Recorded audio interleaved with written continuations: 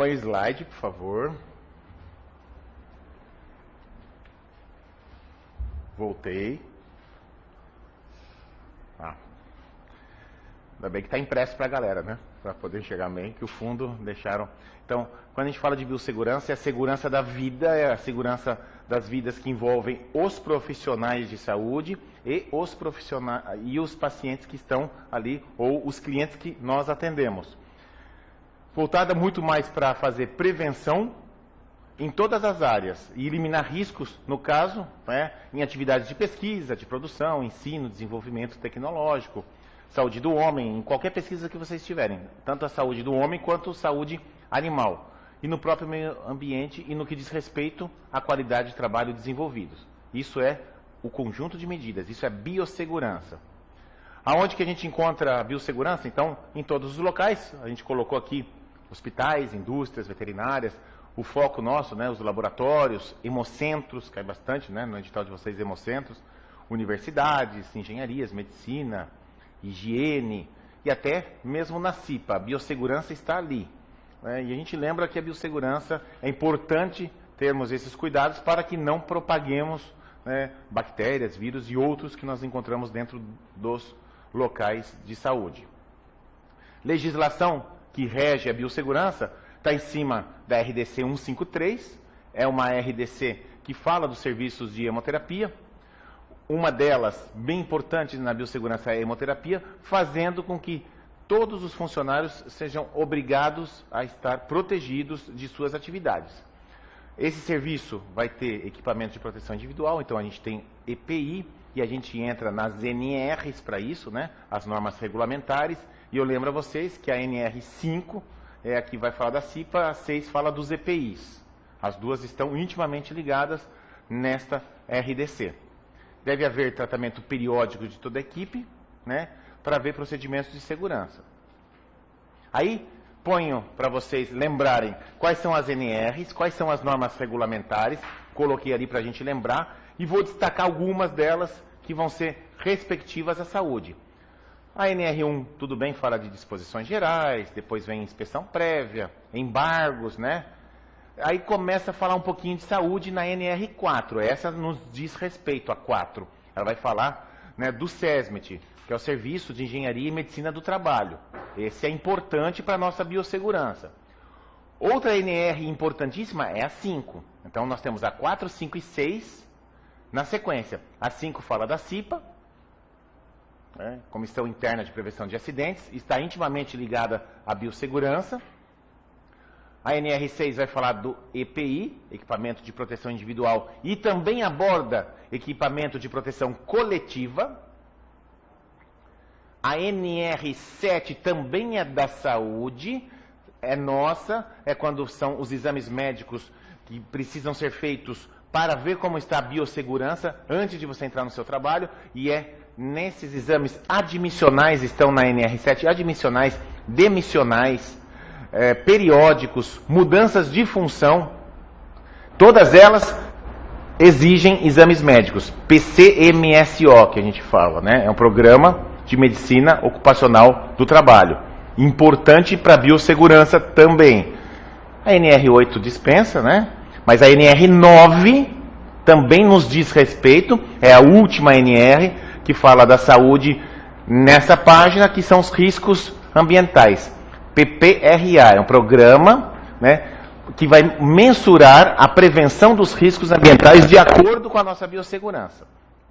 Daí a gente passa ali da 11 até a 31, a gente pode passar, até a 17 a gente podia dizer que tem a ver com a saúde, porque ela fala da ergonomia, da nossa posição em bancadas, na nossa posição em coletas de sangue, ela fala na nossa posição, né, aos aparelhos de laboratório, aos aparelhos, e até posições dentro de hospitais a outros profissionais. Então ele pede como que a ergonomia tem que funcionar, né, de que maneira você tem que ter os apetrechos para poder sentar, para poder trabalhar, para poder ficar agachado, para poder levantar um aparelho mais pesado. Agora, nessa página são essas, e aí nós falamos na página seguinte, fala da N23 até a 32, e eu destaco apenas a última, a 32, que é a rainha das NRs. A 32 é a que mais a gente tem que saber, ela diz respeito à segurança que nós temos que ter dentro do nosso trabalho. A NR garante que a gente tenha todas as proteções possíveis dentro do nosso ambiente de trabalho. Inclusive na biossegurança, ela fala sobre os equipamentos que você usa, não estou dizendo só de EPI, os materiais, por exemplo, tem seringas, agulhas, elas têm que ter, né, uma proteção após fechar. Cada material perfuro-cortante, cada descarte, ele diz, a NR32 minuciosamente, ela acaba dizendo os detalhes de como você tem que fazer com cada material. Ou seja, você tem que se proteger. E é obrigado pelo Ministério da Saúde que tenha proteção em todos os materiais que você manipula.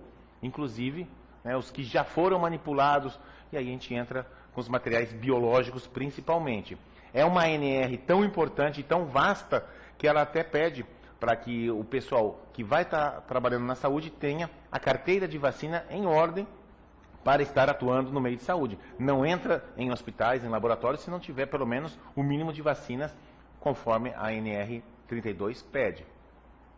Vamos seguindo. Aí é só para dar um gostinho das NRs para vocês, né? Então tem biossegurança, conjunto de medidas para prevenir esses riscos. Já vimos quais são as NRs principais e a portaria que fala principalmente do funcionamento dos hemocentros, que são muito importantes. E a gente vê o que é risco. É o perigo que tem, né, pelo conhecimento que você já adquire. Ó, temos riscos, e a gente já fala de risco. Risco químico, físico, biológico, ergonômico, mecânico. Perigo, né, já é o que você conhece daquele risco. Ambos, risco e perigo, causam acidentes, que é o que a gente não vai querer dentro da nossa biossegurança. Então, tem ali um percentual de acidentes, né, em torno, pelos profissionais, e a gente destaca ali os laboratórios, em torno de 5%, e tem vários outros profissionais, evidentemente, que o nível médio, né, que está ali atuando com as agulhas o tempo todo, é o que mais vai estar se acidentando nessa biossegurança. Neste desenho, acredito que está razoável para se enxergar aí nas folhas e no slide, eles mostram os percentuais. Eu vou pedir para a câmera, né, acompanhar apenas o slide nesse momento. Ele mostra as características de vários profissionais que estão sendo acidentados e eles colocam o destaque para o pessoal técnico, para a equipe, principalmente a de enfermagem, que é a que mais está ali, né, descartando inadequadamente os materiais. E aí o pessoal de laboratório, né, ele fica aqui, incluído nos outros, nos 6%, mas ele é 80% dos 6%. Então, ali mostra os principais fatores de acidentes com material biológico em cima da nossa biossegurança. De onde vem a falta de conhecimento? E aí as origens são várias, né? Instrução inadequada, supervisão ineficiente, práticas inadequadas, não usa o EPI, usa errado ou não gosta de usar, trabalho falho, não observa as normas. Outro dia eu estava lendo as provinhas de farmácia, né, aproveitando, e eles falaram quais são os EPIs e de onde vêm as falhas de biossegurança. Então eu lembrei desse slide que vem em conta, né, da questão que tinha caído na EBSER, falando quais são as falhas principais, né, dentro, né, dos locais de saúde e como preveni-las. O risco. Temos vários riscos, e aí é outra questão que eu vou lembrar da EBSER, que ele dizia quais eram os riscos que tem, como eram subdivididos. Parecia até uma prova tranquila, né? Porque você tinha que falar que era físico, químico, biológico, ergonômico e mecânico. E eram os riscos que tinham naquele momento. Mas os mais importantes que eles mostram na biossegurança é a natureza física, química e biológica. Evidentemente que o biológico é o nosso maior risco dentro do trabalho que nós temos. Por isso ele pode comprometer a saúde do homem, ele coloca ali, dos animais e de todo o meio que envolve o trabalho dele. Por isso biossegurança tem que estar avaliando riscos, e os riscos são avaliados de acordo com as NRs dentro de cada local de trabalho. Cada sala de laboratório, cada sala de hospital, ele tem, né, nas suas paredes o número de riscos, quais são os riscos e o tamanho desses riscos. Nós temos esses riscos físicos, químicos, biológicos, ergonômicos e acidentes, e a gente sabe que estamos propensos a todos eles dentro das unidades de saúde. Todos eles a gente tem um risco. Só que a gente pode mensurar esse risco como pequeno, médio e grande. Não tem dúvidas que o biológico que está destacado aí para vocês, o biológico é o risco maior, que nós nos submetemos o tempo inteiro. Lógico que a gente pode escorregar numa escada, lógico que a gente pode ficar torto no computador, ficar digitando lá e dar uma tendinite, lógico que você pode ter um produto de limpeza ali, né, um glutaraldeídio que está limpando o material e você inalou e tem um risco químico, e o físico pela pouca luminosidade ou muita luminosidade, todos você corre, mas o biológico sempre vai ser o maior. Ali a simbologia, né? Então, o que é o biológico? Vamos entrar nele, que é o que nos interessa para a edital. Eles pedem poucas vezes outros riscos, eles pedem para enumerar quais são, dizer quais são, mas as questões que eles gostam é em cima do biológico. E é lógico que o biológico é em cima de bactérias, fungos, vírus, parasitas e todos os seres que a gente estiver pensando. Eles invadem o organismo do ser humano e várias patologias vão estar, né, se adequando naquele momento. Ali foram colocadas algumas, o HIV, hepatite, tétano. Evidentemente, você já tem a vacina da hepatite B, né? Já está com ela tomada antes de entrar na entidade hospitalar e fica muito mais fácil no laboratório, onde você estiver, vai estar muito mais fácil de prevenir, né? Pelo menos a hepatite, que se transmite muito mais fácil e rápido, ela é muito mais resistente do que se for comparada ao HIV, por exemplo. Agente biológico, então, já falamos quais são: via de contaminação cutânea, digestiva e respiratória. Então, o tempo todo tocamos nesse, vamos dizer, nesse fluido, nesse risco. Podemos ingerir, né, ou até respirá-lo. Tudo isso é nocivo como risco biológico. Os agentes biológicos têm 4 classes crescentes de risco. Depende muito da patogenicidade. Às vezes ele é muito mais lesivo do que outros. Virulência, transmissibilidade, medidas profiláticas, o tratamento eficaz e a endemicidade. Todos esses são fatores, que são critérios que podem aumentar ou diminuir esses riscos. Aí nós temos os riscos 1, 2, 3, 4, no biológico. Eu estou subdividindo o biológico para vocês. Lógico que no caso do biológico, o risco 1 é escasso e é individual e comunitário. Por exemplo, um bacilo, né? Ele é muito mais um risco individual e na comunidade ali pertinho, né, do que os outros riscos. No 2, ele é individual moderado e comunitário ele já é limitado. Então a gente põe um exemplo, né, do HIV e hepatite C. No 3, já é individual elevado, está piorando, né? Comunitário baixo, Mycobacterium tuberculosis, o individual é mais elevado. E aí no 4, também nós temos o elevado individual e comunitário ao mesmo tempo, e aí o exemplo do ebola. Todos eles são riscos biológicos subdivididos de 1 a 4, de acordo com a sua gravidade. Daí nós temos as classes, né, de níveis de biossegurança, que a gente fala o risco 1, 2, 3, 4. Então, ele é nível 1, 2, 3, 4 e a gente põe NB, né, que é nível de biossegurança.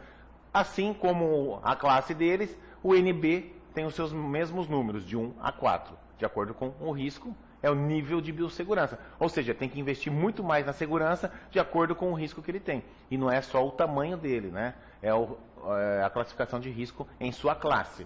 1, 2, 3, 4. Barreiras de contenção, nós temos as primárias. Já falamos sobre isso, a NR5, que vai falar de EPIs e EPCs. Secundária seria a própria organização do local.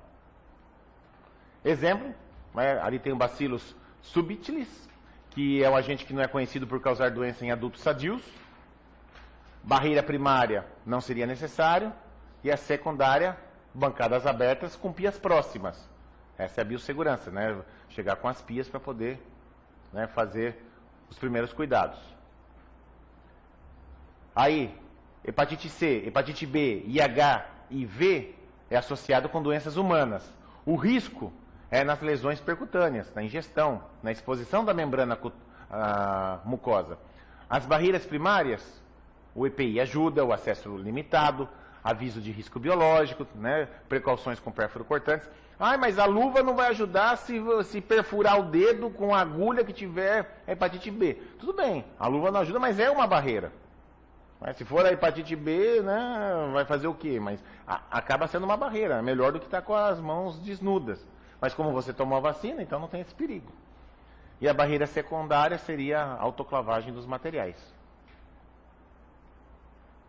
E aí, biossegurança, voltando, né? É um conjunto de medidas voltadas para a prevenção, minimização e até o que a gente mais quer, né? Que é a eliminação dos riscos. Medidas são importantes. E quais medidas? Aí para prevenir, né? Para tentar minimizar esses riscos e promover a biossegurança, né? Os POPs devem ser feitas, são medidas administrativas e eles já têm. É a operação padrão, né? Um procedimento operacional padrão. Medidas técnicas, prevenção de acidentes, tem que ter, e aí a própria medicina já ajuda fazendo o admissional e o periódico. Medidas educacionais são os treinamentos. E as medidas médicas é a NR7, que a gente já tinha falado para vocês, né? Programa de Medicina Ocupacional. Aí precisa avaliar riscos, se risco biológico, classificar se é nível 1, 2, 3, 4, usa um nível de contenção e usa um conjunto de medidas. Na flechinha aqui, eu coloco para vocês, né? Vai ter que ter o PPRA, diz respeito à NR9, né? É o Programa de Prevenção de Riscos Ambientais. Ele é necessário. Sem ele, não dá para fazer o PCMSO, que é da medicina. Eles não conseguem fazer.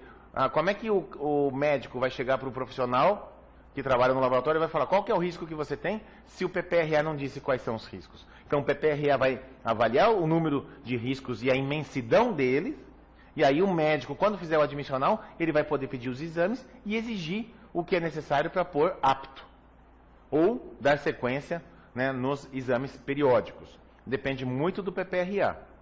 Então, a NR7 depende da NR9, intimamente ligado. Então, a exposição de material biológico preocupa bastante, né? Justamente por todos eles, né? Por todos os riscos que nós temos e que eles estão aonde a gente não enxerga o tempo inteiro.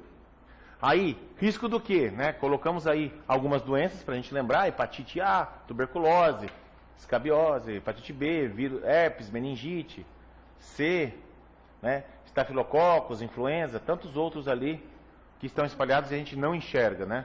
Nos Estados Unidos, nós temos alguns dados atuais de 2015, de 600 mil a 800 mil picadas de agulhas ao ano, eles se picam com agulha. Isso, e eles registram, eles têm um sistema de informação muito preciso que, assim, se acidentou por qualquer motivo, não importa o que foi, se teve picada, eles põem ali. Eles têm um sistema só de picadas, porque é o maior acidente, é o maior risco biológico que eles têm o tempo todo dentro, né, daquele país, em todo o meio de saúde. E eles fazem de 600 a 800 mil agulhadas, né? 1.000 profissionais contraem doenças sérias ano, devido a acidentes com agulhas contaminadas. 2% deles ocorrem com agulhas contaminadas com HIV.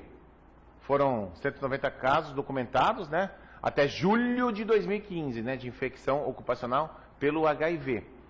E eu lembro ali que o primeiro caso de HIV foi registrado ali, né, de alguém que se acidentou com agulha. Daí falam, vocês foram os primórdios, né, o HIV nasceu ali dentro dos Estados Unidos. Não, é que na realidade os Estados Unidos eram os únicos que notificavam corretamente. Não quer dizer que eles foram os primeiros, né, mas que notificaram foi. Depois a Inglaterra veio, né? Como é que a gente pode prevenir? E aí está a prevenção, né? Vacina da hepatite B, treinamento contínuo, precauções universais, já falamos todas, né? Os EPIs, nunca, né? Nunca reencapar agulhas em nenhum momento. E as boas práticas laboratoriais, além de bom senso. Riscos, né? Tem vários, né? Risco de transmissão. A gente vai ter o agente etiológico ali, o tempo de exposição, quantidade de sangue de material contaminado, se derramou, se não derramou em cima, né, do profissional, a quantidade de vírus que tem naquele sangue, se o teu ferimento é muito profundo, porque, gente, estar em contato não quer dizer que vai contaminar, né? Tá em contato, né, corre o risco, não quer dizer que vai contrair e desenvolver a doença. Aí mostra o vírus, mostra o HIV, né, o do HIV... O acidente de pérfuro cortante é um risco médio de infecção, é de 0,1 a 0,3. Então, você se furou com e é de um sangue de um soro positivo, você tem de 0,1 a 0,3, cerca de 0,09% através da mucosa. Não é tão simples. Outro dia um médico chorou ali no leito, estava fazendo um curativo de um pé diabético, de um soro positivo, e ele veio num domingo de gravata, de camisa social, foi fazer ali, só pôs uma luvinha simples, e no curativo espirrou uma artéria, foi no olho dele, ele chorava, né? Pôs um monte de água ali, pô, toma um AZT e sabe que é 0,09 na mucosa, né? Muito azar o cara pegar, né? E ele tomou um AZT e não deu nada, né? Isso já faz uns 8 anos. Não contraiu. Mas antigamente todo mundo ficava apavorado. Então, o percentual é pequeno, mas tem o risco também. Caso não seja feita a quimioprofilaxia, né? Pacientes podem ter cargas altas e transmitir o vírus com mais intensidade. Esses aí transmitem com um pouco mais de intensidade. Mas a gente tomando o AZT, a chance minimiza bastante. O risco após contato único com olho, nariz e boca com sangue infectado é 0,1%, mas é um risco. O contato com essa lesão, com pele, aumenta um pouquinho o tempo de exposição, pode transmitir esse contato do sangue até a pele. Os cuidados é lavar exaustivamente água e sabão, isso não é só para o HIV, é para qualquer acidente que tiver ali. A conjuntiva ocular tem que irrigar intensamente, com qualquer solução estéril, água corrente, tanto é que os laboratórios todos têm esses chuveiros conjuntos, ou pode ser EPI ou EPC. Em caso de acidente com transfixação, né, ali de percutânea da agulha, né, deixa o sangue correr livremente, não fica espremendo a lesão ali, né, deixa ele correr. Deixa ele correr, porque às vezes você espreme, uma parte sai e outra parte você intensifica lá, né. Risco biológico, né, o que fazer em exposição? Cuidado local, registrar o acidente, isso é obrigado a fazer o CAT, né? Avaliação da exposição, avalia a fonte, manejo específico se for HIV ou hepatite e acompanhar. No caso de hepatite B, a pessoa deve ser vacinada ou revacinada no momento imediatamente após o acidente. Eu lembro que as vacinas da hepatite B, elas são feitas em 3 doses, né? 3 vezes sem juros no cartão, né? 3 doses e não existe reforço. Mas não precisa, a não ser que ele não tenha feito, né, as vacinas de hepatite. Na C, né, o tratamento ali, ribavirina, interferon, estimulando o sistema imunológico a poder combater a própria doença. No HIV, é a quimioprofilaxia, reduzindo a 82% dos casos, pelo menos, existem alguns relatos até demais, após o acidente, e também é realizado quando não se pode confirmar a sorologia. Ele trata em 48 horas do acidente e fica monitorando durante os próximos meses. O AZT é importante usar, tem que usar, tem muitos efeitos colaterais para o AZT, mas tem que tentar tomar ele para minimizar os riscos dele poder estar dentro do teu organismo. Hoje em dia já se faz, né, o teste rápido e ele está à disposição em todos os hospitais de referência e até algumas clínicas já tem, até postinhos de saúde, UPAs, eles têm esse teste rápido à vontade ali para a gente poder dar uma minimizada no medo. Como minimizar o risco? Né? Conscientizar, né? Tem que ter equipamento de proteção individual, conscientização, precauções, tudo que a gente está falando, né? Conhecer os possíveis agentes etiológicos, sempre lavar muito bem as mãos, estar com a imunização em ordem, saber manusear o descarte de pérfuro cortante, conhecer toda a rotina de atendimento a clientes desse material. Sabe que o cara, né, é soro positivo, eu estou entrando numa infectologia, então como é que eu vou entrar ali, como é que eu vou poder pôr a minha proteção, eu tenho que usar máscara, tenho que usar luva, tenho que usar avental, o que eu uso ali para manipular aquele material, né? E conhecer a profilaxia após a exposição desses piores, né? Ali mostra algumas sujidades, né, alguns desenhos, né, e o mais importante, EPIs. Bons estudos, vejo você no próximo vídeo.